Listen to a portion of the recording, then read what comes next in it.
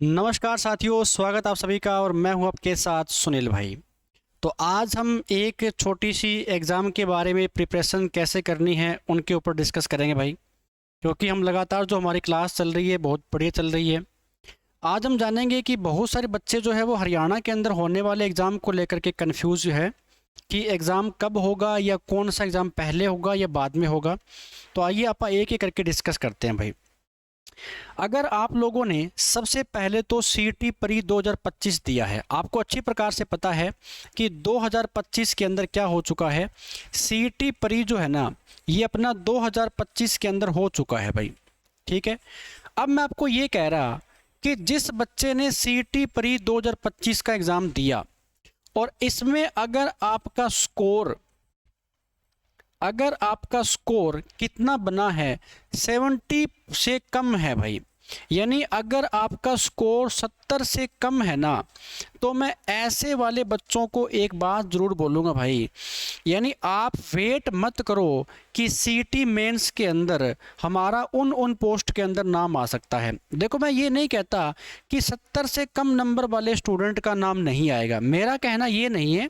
मैं आपको ये कह रहा कि अगर आपके 70 से कम नंबर है और आपके पास में किसी प्रकार का कोई टेक्निकल डिप्लोमा नहीं है, तो आपको अपना बिना समय गंवाए कौन से एग्ज़ाम की तैयारी कर लेनी चाहिए। तो आपको सीधा मेरे हिसाब से हरियाणा के होने वाले ग्रुप डी की जो तैयारी है ना, वो आपने शुरू कर देनी चाहिए भाई। क्योंकि शुरू कर देनी नहीं, आपने एग्ज़ाम की तैयारी शुरू कर रखी होगी।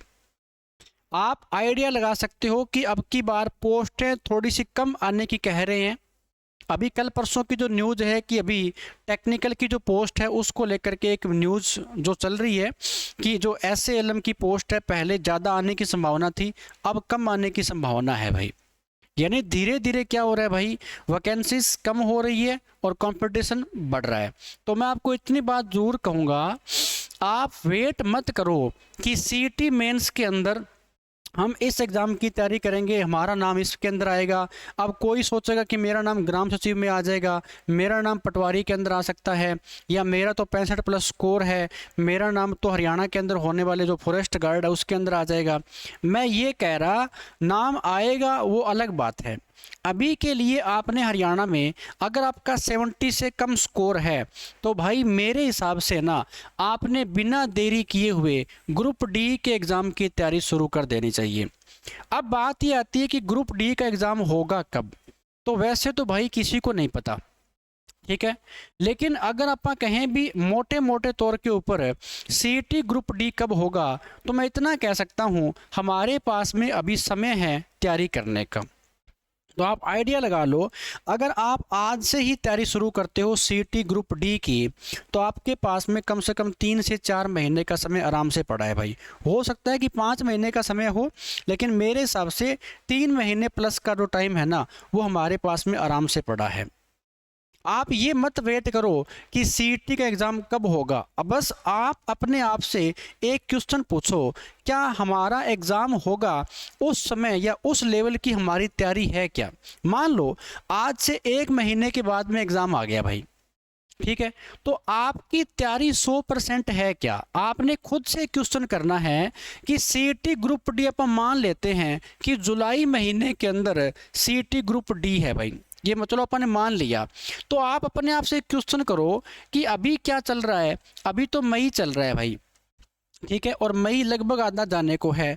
तो मई जो है, जुलाई, क्या यहाँ तक जब मैं आऊँगा तो मेरी 100% यहाँ पर तैयारी हो जाएगी क्या ग्रुप डी के लेवल की। बस आपने यही बात सोचनी है। तो मैं कह रहा भाई, किसी के बहकावे में आने की ज़रूरत नहीं है। जिस बच्चे के 70 नंबर से कम है सीटी प्री के अंदर, वो बच्चा बिना देरी किए हुए सीटी ग्रुप डी के एग्ज़ाम की तैयारी में जुट जाओ। वो अलग बात है कि सीटी मेंस में कंडक्टर की भर्ती आएगी या पटवारी की, वो अब डिपेंड करेगा पोस्ट के ऊपर कि कितनी पोस्ट आई है, फिर कोई डिपेंड होगा कि आपका नाम आएगा कि नहीं आएगा भाई, ठीक है ना। तो जितनी ज़्यादा वैकेंसीज होगी उतने ही चांस बढ़ेंगे आपके सीटी मेंस में नाम आने के भाई। अगर वैकेंसीज ही कम आ रही है, मान लो 100 वैकेंसीज आ रही है, तो फिर चांस कहाँ से बनेगा भाई, ठीक है। अब रही बात यहाँ पर, जिस बच्चे के पास में अगर कोई प्रकार का टेक्निकल डिप्लोमा है, यानी अभी आप तैयारी कर रहे होंगे एएलएम और एसए की, मैं बात कर लेता हूँ यहाँ पर।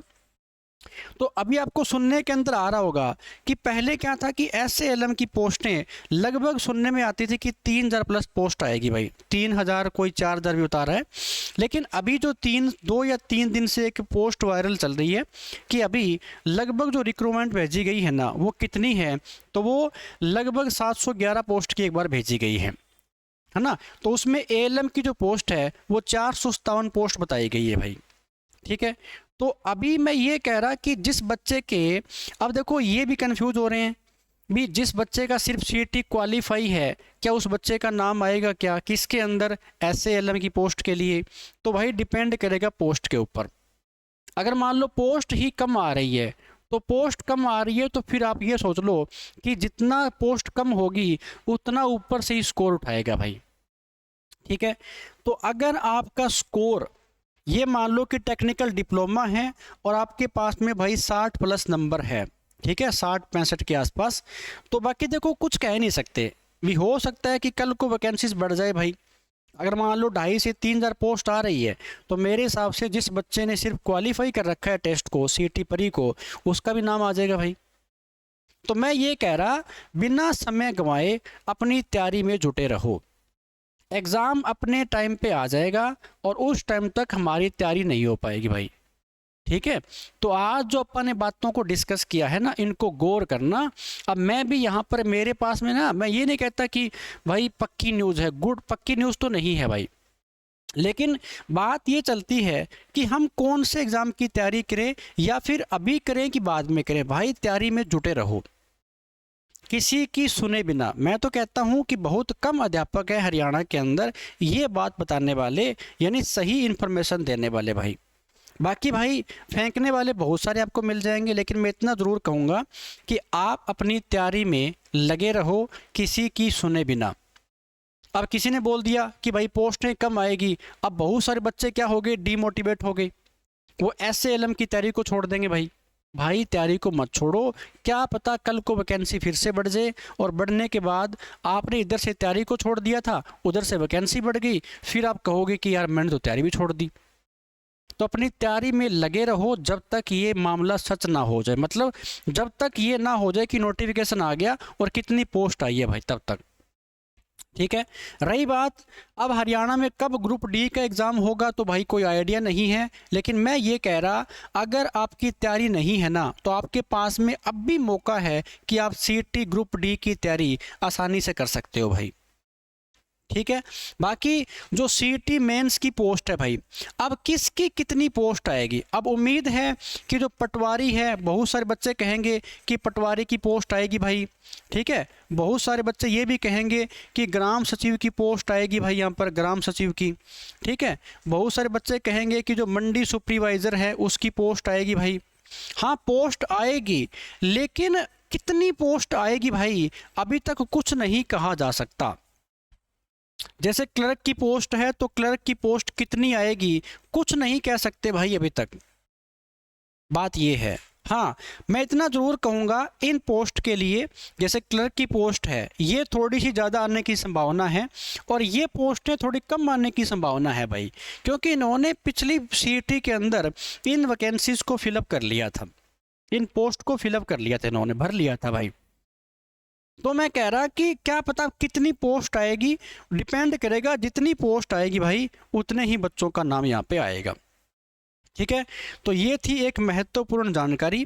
बिना किसी के बहकावे में आए भाई, और अपनी तैयारी के अंदर लगे रहो। बस अपने से एक क्वेश्चन कर लेना कि क्या मेरी तैयारी 100% हो चुकी है, क्या मैंने अपना 100% दिया है क्या। तो अगर अंदर से आवाज़ आए कि भाई अपन ने 100% नहीं दे रखा, तो भाई जुटे रहो, ठीक है। तो कोशिश करो कि आप सीईटी ग्रुप डी की तैयारी कर रहे हो, और सीईटी ग्रुप डी में भाई 75 प्लस स्कोर करना पड़ेगा आपको, कम से कम बता रहा हूँ। यानी आपने सिलेक्शन लेना है ना सीईटी ग्रुप डी के अंदर, तो कम से कम स्कोर आपका 75 प्लस होना ही चाहिए, नीचे बात नहीं बनेगी भाई, क्योंकि वैकेंसीज कम और कंपटीशन ज़्यादा। क्लियर हुआ? तो वैकेंसीज भाई घट रही है और कंपटीशन बढ़ रहा है। अपने आप को पूरा इस तैयारी के अंदर कहते हैं ना कि घोंप दो अपने आप को। तो ठीक है स्टूडेंट्स, ये थी एक जानकारी आप लोगों के लिए कि किसी के बहकावे के अंदर मत आओ भाई। किसकी कितनी पोस्ट आएगी भाई किसी को नहीं पता अब तक, बात ये है। लगे रहो तैयारी में बिना देरी किए हुए। तो थैंक यू स्टूडेंट्स, ये थी एक जानकारी जो आप लोगों को अच्छी लगी होगी। लगे रहो तैयारी के अंदर भाई। Thank you, bye bye, take care, जय हिंद जय भारत भाई।